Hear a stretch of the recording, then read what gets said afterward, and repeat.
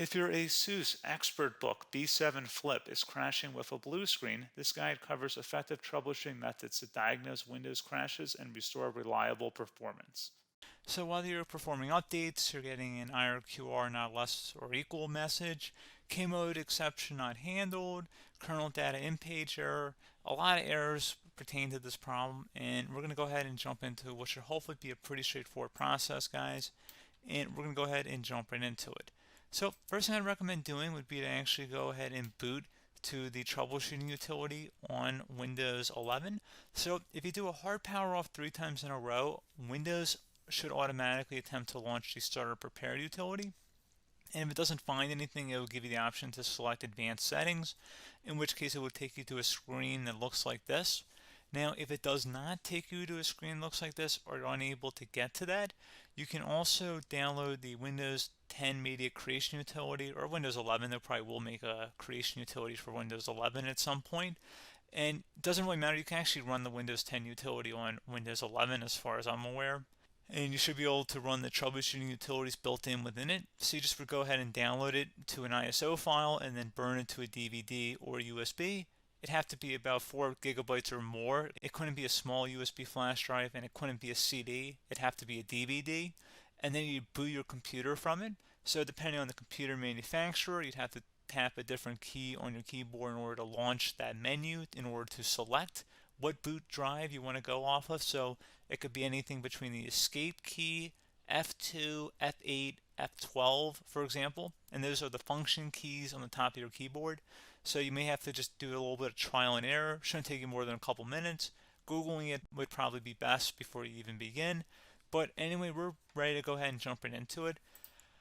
So we're on the choose an option page. So these will look very similar whether you're booting from it directly within Windows itself, or if you're plugged in a USB flash drive with the media creation utility installed and you selected the recovery option. So when you are setting up your Windows 11 installation or Windows 10, depending on the drive you're using, there should be an option to repair your computer in the bottom left corner of the dialog window, one of the first screens that comes up. You go ahead and select that, and then it would take you to a troubleshooting screen like you see here. And you want to go ahead and select troubleshoot, reset your PC, or see advanced options. And then there are going to be a whole bunch of options in here that we're going to explore in today's video. The first one, we're going to actually go underneath advanced options and then select startup prepare, fix problems that keep Windows from loading. So go ahead and select that first.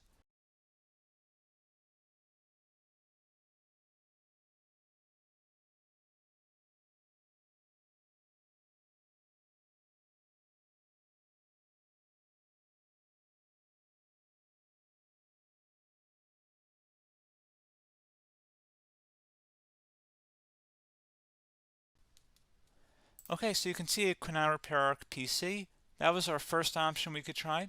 Something else, if we go back into advanced options here and then select troubleshoot, we're going to go underneath advanced options again. You can go ahead and actually access safe mode by selecting startup settings. And then if you select the restart button, you have the option on the screen select safe mode with networking, which will give you a key on the screen. It'll tell you which key to press to enter that.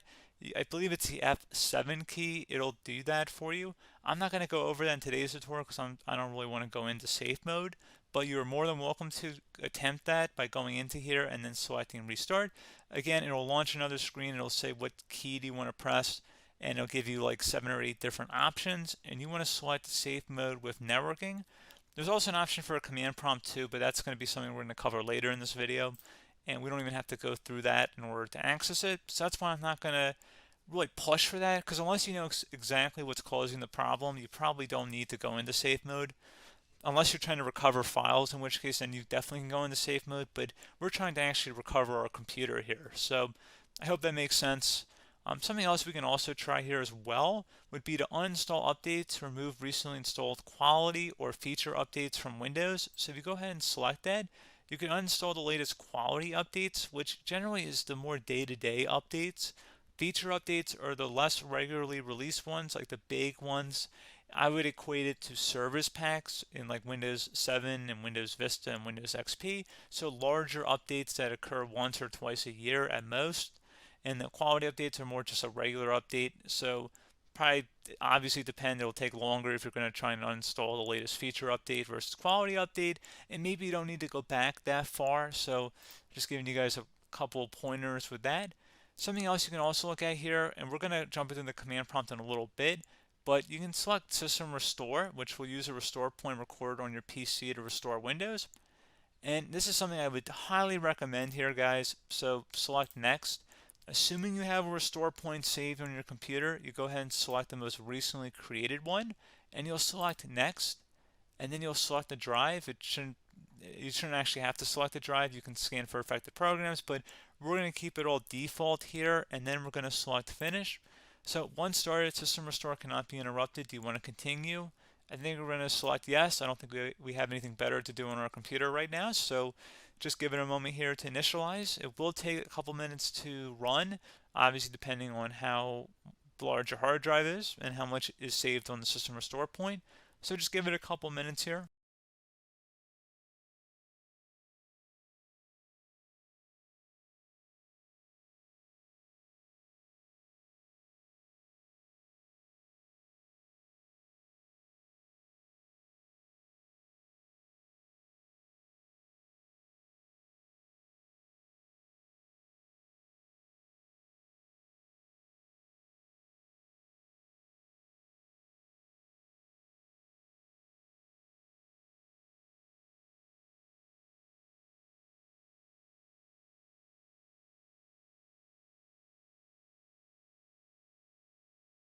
Okay, so you can see System Restore completed successfully. The system has been restored. Your documents have not been affected. Click the Restart button to restart your computer. Go ahead and select Restart.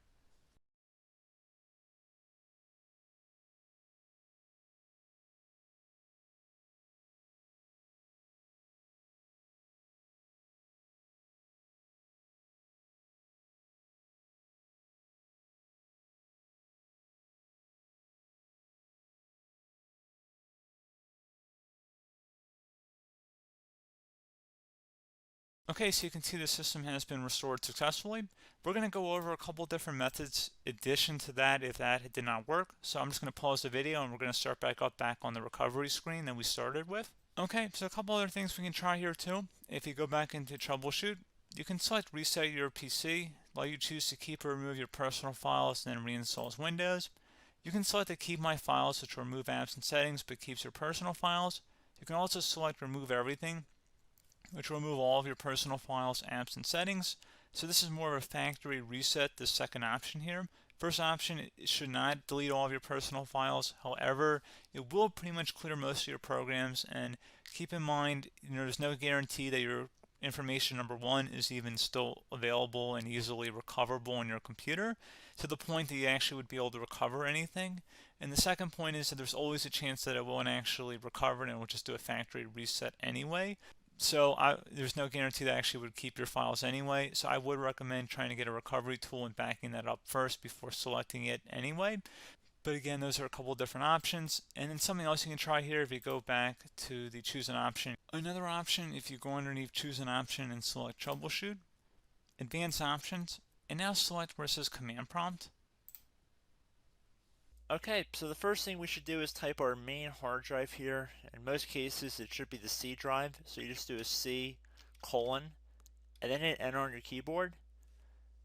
So once you're underneath the C drive, we're going to type in dir and then hit enter on your keyboard. It should have program files, users, and Windows all in there. That's how you know you're in the right directory.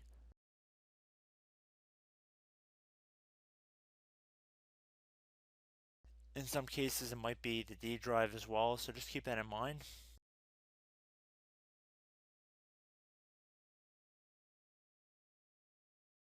Next thing we're going to do is type in cd space / Windows / system 32 / config,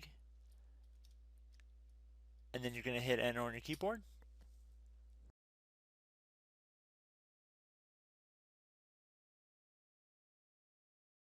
So now you're going to type md space backup. If you've seen other tutorials, it might also say to put down md backup. That's because the backup name is pretty common when you want to back something up. So you can name this whatever you want, doesn't have to be backup. So if you've already made a backup folder in the past, you could do backup 1, for example. So once you're done setting the name you want the backup to be called, hit enter on your keyboard again.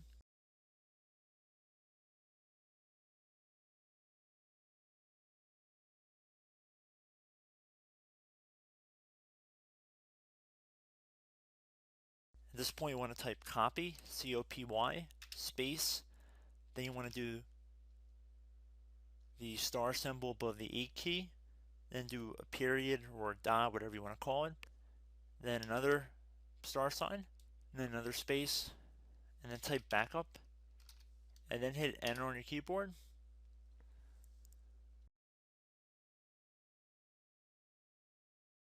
Now you want to type cd reg back, R-E-G B-A-C-K, and then hit enter on your keyboard. So now that we are under the reg back, so now you want to type dir again, and then hit enter.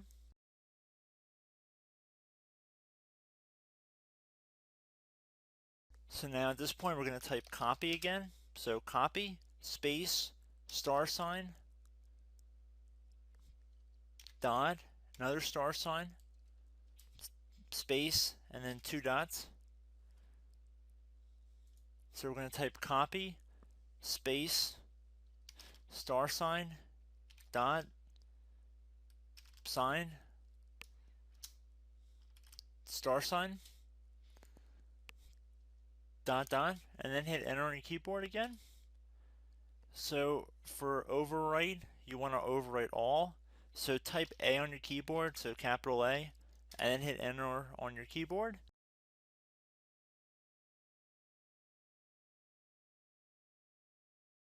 So at this point, you should be good to go. You can close out of the command prompt window, and if you accidentally continue to Windows 10, you should be all set. So I hope one of these 3 or 4 different methods we went through in this tutorial helped you guys out.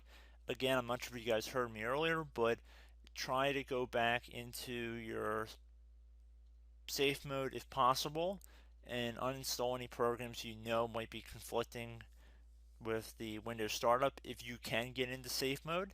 So just keep that in mind. Something very simple like that could be blocking up everything. So again, I hope this tutorial helped you guys out, and I will catch you in the next tutorial. Goodbye.